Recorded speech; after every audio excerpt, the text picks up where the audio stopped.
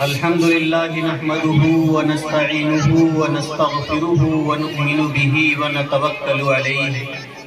ونعوذ بالله من شرور أنفسنا ومن سيئات أعمالنا من يهده الله فلا مضل له ومن يضلله فلا هادي له ونشهد أن لا إله إلا الله وحده لا شريك له ونشهد أن سيدنا ونبينا ومولانا محمدا عبده ورسوله أما بعد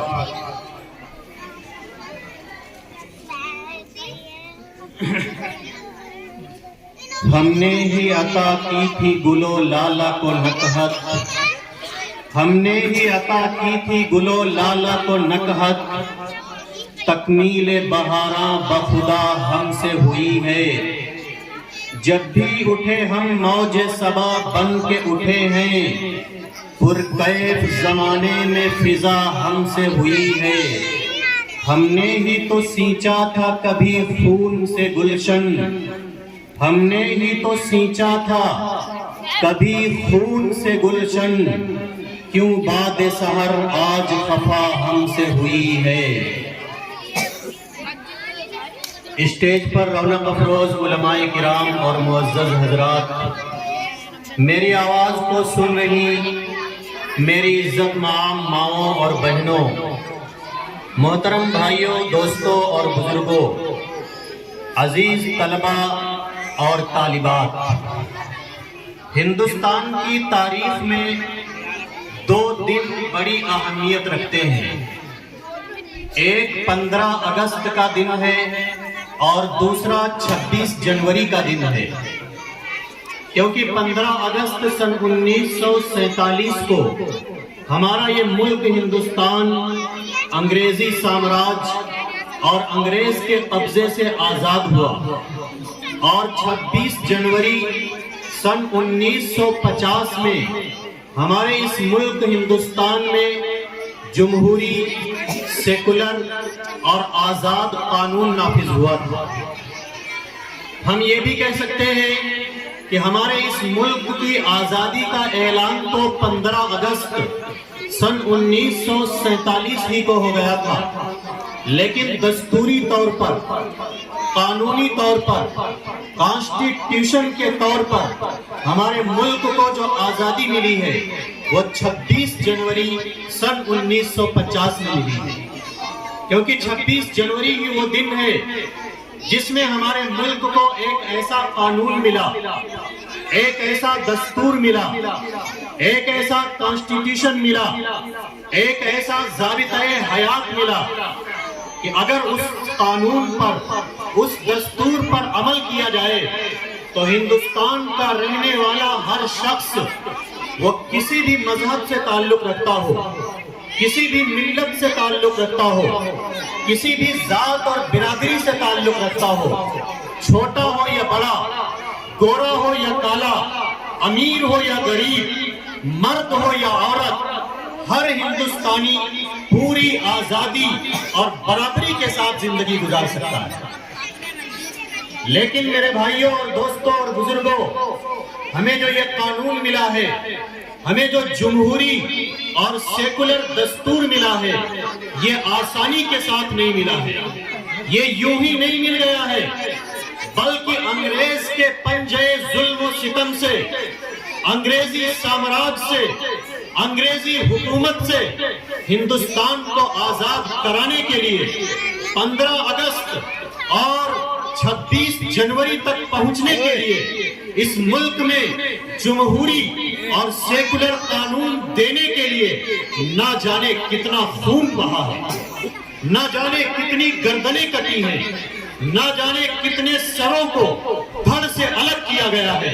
نہ جانے کتنے لوگوں کو سولی پر چڑھایا گیا ہے نہ جانے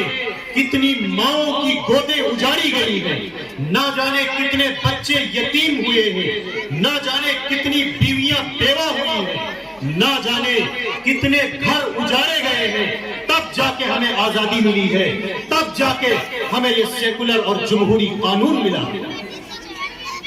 نہ جانے کتنی قربانیاں دی گئی ہیں، تب جا کے ہمارا یہ ملک ہندوستان آزاد ہوا ہے،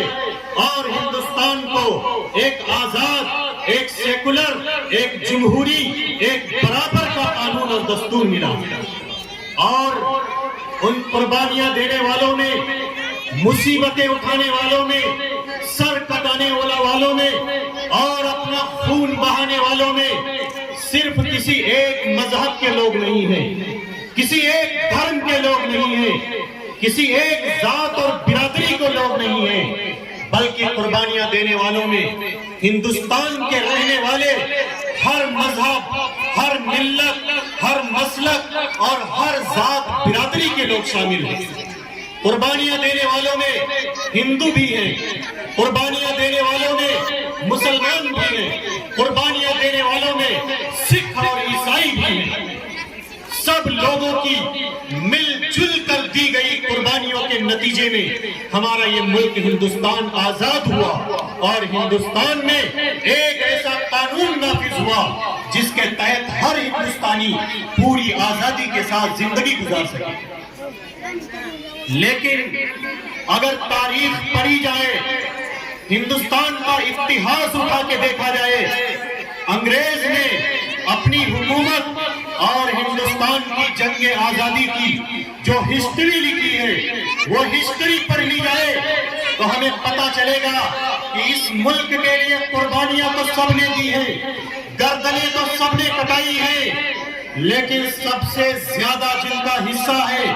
آگے آگے جو لوگ رہے ہیں، سب سے زیادہ جن کا خون بہا ہے،